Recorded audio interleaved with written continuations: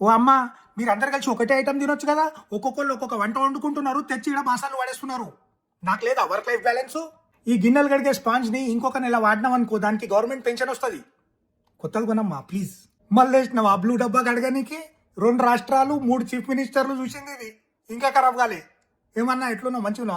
మీ Mrs పొద్దున్న నుంచి hard anodized stainless steel ceramic coated అది ఇది అని 11 పీస్ 13 పీస్ కుక్వేర్ సెట్ వెతుకుతుంది గూగుల్ మీద.